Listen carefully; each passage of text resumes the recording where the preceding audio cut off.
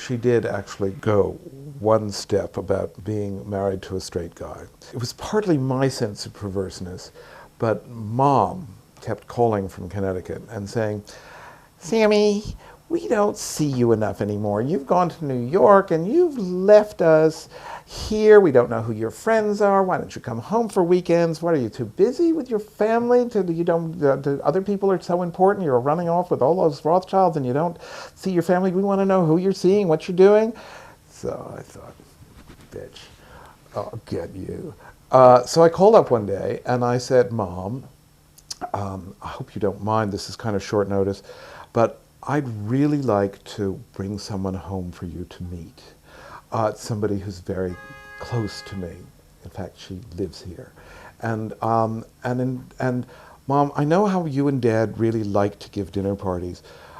So I think this would be an appropriate time for all of the friends that I knew growing up that were your friends to come and meet this actress. She's got a theatrical name. You know, actresses have to call themselves. Her name is Candy Darling. And so we'll be on the Friday afternoon train, and maybe we should have a family dinner on Friday night and then have the president of the university and all of your friends. Maybe 40 people for dinner would be appropriate. Sorry. So Candy and I just decided to go to Middletown, Connecticut and go through the whole thing. Unfortunately, that was the week that there was a 4 or 5 page article on Candy Darling in the Village Voice, which let the cat out of the bag, so to speak. Not too subtly, but enough so that everybody would know. So I'm sure my mother, calling those 40 or 50 people for dinner, one of them told her that Candy Darling was a man. And to their credit, my parents played the whole thing through as if it was a really good Doris Day movie.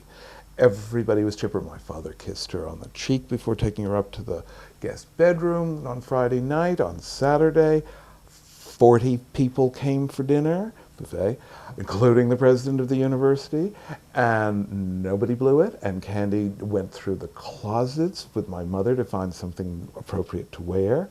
And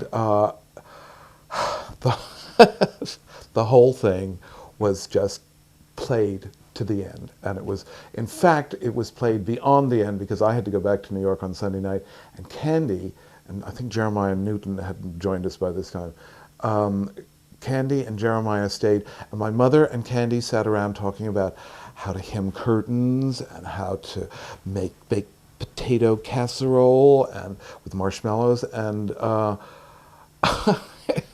it was a wonderful test to my parents' devotion to me.